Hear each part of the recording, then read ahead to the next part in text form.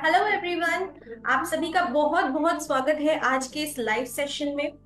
आज हमारे साथ डॉक्टर मनदीप सिंह बसु जुड़े हैं और आज का जो टॉपिक है वो तो आपको पता ही था कि आयुर्वेदा आपकी आंखों के ट्रीटमेंट में कितना आपके लिए सहायक हो सकता है। और इस चीज को डिटेल में जानने के लिए, इसको समझने के लिए हम आगे की चर्चा डॉक्टर मनदीप सिंह के साथ करेंगे। Welcome sir. Thank you. Sir, सबसे पहला सवाल मेरा ये है कि आयुर्वेदा कैसे आंखों के ट्रीटमेंट में हेल्पफुल है। देखिए, बहुत सारी बीमारियां ऐसी हैं जिसका कहीं भी कोई ट्रीटमेंट नहीं है। जैसे रेटिना से रिलेटेड मैं बात करूं या ग्लूकोमा की बात करूं जिसमें आँख की नसें सूख जाती हैं, और पर्दा जब आँख का खराब हो जाता है डायबिटीज की वजह से, तो इन सब बीमारियों में जो हमारा विजन है वो कम होना शुरू हो जाता है। हमारी ग्लूकोमा में आँख की नसें जो है सूखना शुरू हो जाती हैं, और डायबिटिक रेटिनोपैथी में हमारा पर्दा खराब होना शुरू हो जाता है। अगर हम कैटरेक्ट की बात करें, जो मोतियाबिंद है आजकल जो इंडिया में सबसे ज्यादा बड़ा कारण है ब्लाइंडनेस का, उसकी वजह से भी जो है लोग ब्लाइंड हो रहे हैं। और तीसरा जो सबसे इम्पोर्टेंट जो मैं बात आजकल करना चाहता हूँ, जो मायोपिया, जो छोटे बच्चों को चश्मा लगना शुरू हो जाता है बिकॉज ऑफ स्क्रीन टाइम। ज्यादा मोबाइल और टीवी देखने की वजह से उनकी आँख की रोशनी कम हो जाती है। तो इन सब चीजों को जो है हम आयुर्वेदिक दवाइयों से ठीक कर सकते हैं विदाउट एनी सर्जरी।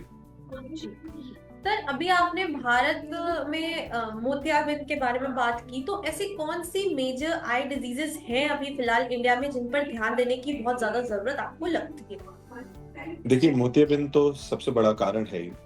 जो जी। सेकंड नंबर पे है वो है रिफ्रैक्शन, जो रिफ्रैक्टिव एरर्स आ रहे हैं, जैसे बच्चों को चश्मा लग रहा है और लोगों को चश्मा लग रहा है। सेकंड कारण ये है। और थर्ड सबसे बड़ा कारण जो है जिसपे लोग ध्यान नहीं दे रहे हैं वो है ग्लूकोमा, जो है काला पानी जिसे हम कहते हैं। काले पानी में हम क्या करते हैं, आँख की प्रेशर को कंट्रोल करने की दवाइयां चलाते हैं, लेकिन उसके बाद भी हमारी आँख की नसें सूख जाती हैं जिसका कोई ट्रीटमेंट नहीं है। लेकिन हम आयुर्वेद से बात करें तो हम आयुर्वेद से जो उसका ट्रीटमेंट करते हैं उससे आँख की नसें बचती हैं, और जो हमारे देखने का फील्ड है वो बढ़ता है, जिसकी वजह से जो है रोशनी पेशेंट की जाती नहीं है, वो ब्लाइंडनेस से बचता है। उसके बाद डायबिटिक सबसे बड़ा कारण बन गया है, बिकॉज इंडिया आपको पता है कि डायबिटिक कैपिटल बन चुका है। तो डायबिटीज में भी हमारी आँख का पर्दा जो है खराब होता है। अगर हम अपनी आँख का ध्यान ना रखें और डायबिटीज को कंट्रोल ना करें तो वो भी एक बहुत बड़ा कारण बन गया है ब्लाइंडनेस के लिए। सर, अगर हम एलोपैथी की तरफ जाए तो उसमें सर्जरीज होती हैं और आई थिंक लेंसेज लगाए जाते हैं। आयुर्वेद कैसे इन सब चीजों से डिफरेंट है? क्या आयुर्वेद में भी किसी तरह की आप सर्जरीज करते हैं या क्या उससे डिफरेंस कैसा है? नहीं, आयुर्वेद में हम कोई सर्जरी नहीं करते। हम आयुर्वेदिक मेडिसिन से ही क्योर करते हैं।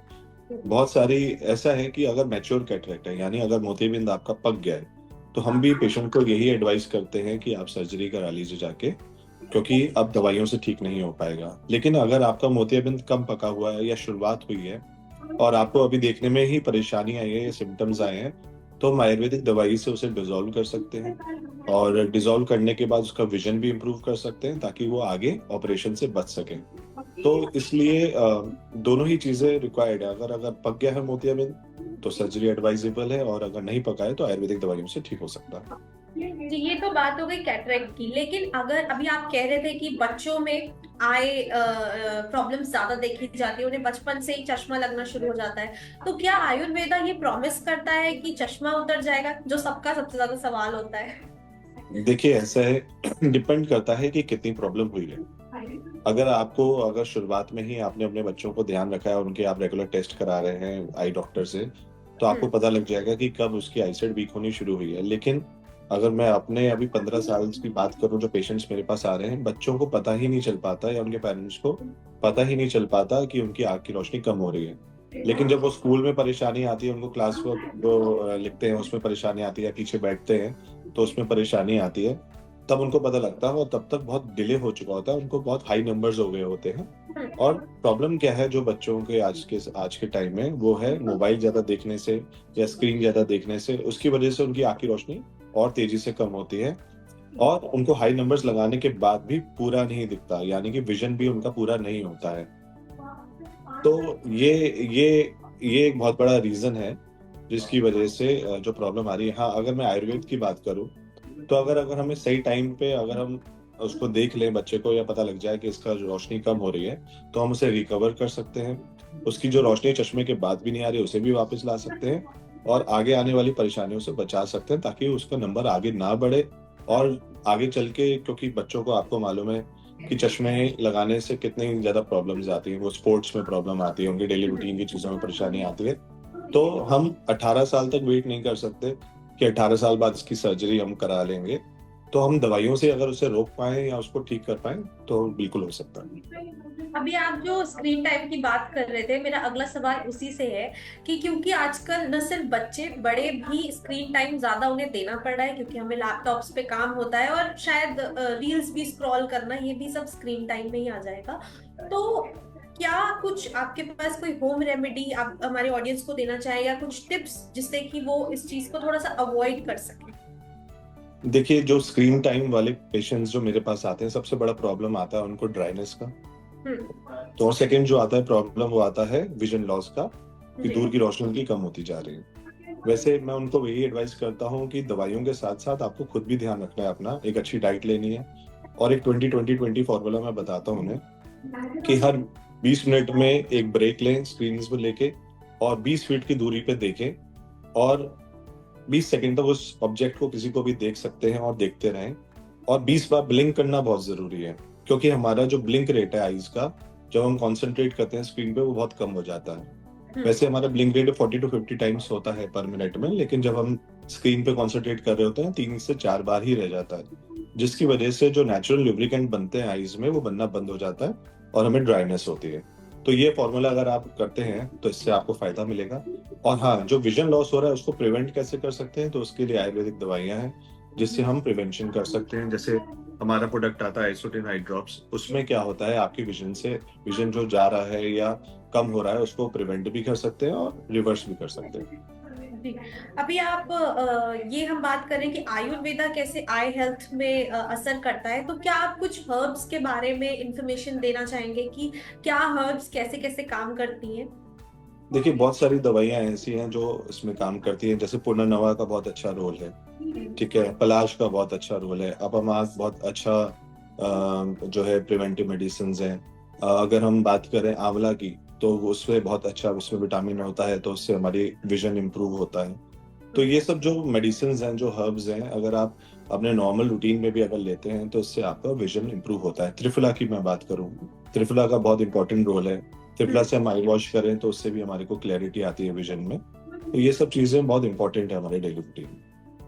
शुरुआती स्टेज में जो हो, जिनकी आंखें खराब अभी शुरुआती स्टेज पे है, उन्हें क्या क्या आपके हिसाब से टिप्स, आप कुछ एक्सरसाइजेस रिकमेंड करना चाहें जो वो डॉक्टर के पास जाने की जरूरत ही ना पड़े, वो ठीक हो जाए घर में? जी।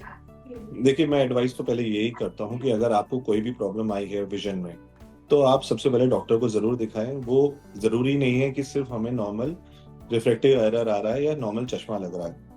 हमें रोशनी कम होने के बहुत सारे रीज़न हो सकते हैं, उसका पता लगाना बहुत इम्पोर्टेंट है। आप अपना रेटिना को स्कैन कराइए, ओसीटी कराइए, अपनी रिपोर्ट्स देखिए कि सिर्फ़ नॉर्मल विज़न लॉस है या और कोई प्रॉब्लम तो नहीं आ रही, क्योंकि बहुत सारी बीमारियाँ ऐसी हैं, जो स्लोली आपके विज़न को कम करती है और हमें पता ही नहीं लग पाता कि इस बीमारी की वज़ह से हमारी रोशनी जा रही है। ठीक है? अगर ऐसा है तो आप ज़रूर जाएँ।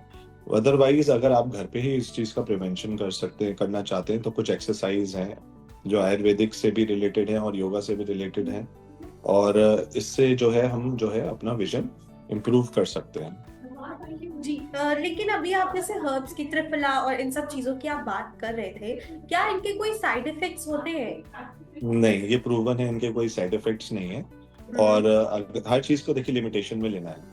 आपको जी। पता होना चाहिए किस मात्रा में लेना है और कैसे लेना है और कैसे उसका सेवन करना है। तो बिल्कुल भी कोई साइड इफ़ेक्ट नहीं है, और 5000 साल से ये पैथी जो है, आयुर्वेदिक जो है, हम इलाज कर रहे हैं लोगों का। और आगे जितने भी इन्वेंशंस हुए, रिसर्चेज़ हुई हैं, उसमें प्रूव भी हुआ है कि इनका कोई साइड इफ़ेक्ट नहीं है। हम्म। तो आप कोई ऐसी रिसर्च या कोई ऐसी केस स्टडी जो आपने की हो ड्यूरिंग योर ट्रीटमेंट प्रोसेस, वो आप हमारी ऑडियंस के साथ शेयर करना चाहेंगे? देखिए, रिसर्च जो हमारा है, सबसे जो पुराना रिसर्च है हमारा, वो है आइसोटिन आई ड्रॉप्स, जो लोग यूज़ कर रहे हैं 35 सालों से। इसका कोई साइड इफ़ेक्ट भी नहीं है। ये क्लिनिकल स्टडीड है, इसमें हमने कैटरेक्ट पे भी इसकी स्टडी करी है, और इसमें विज़न इम्प्रूवमेंट पे भी स्टडी करी है हमने इस पे।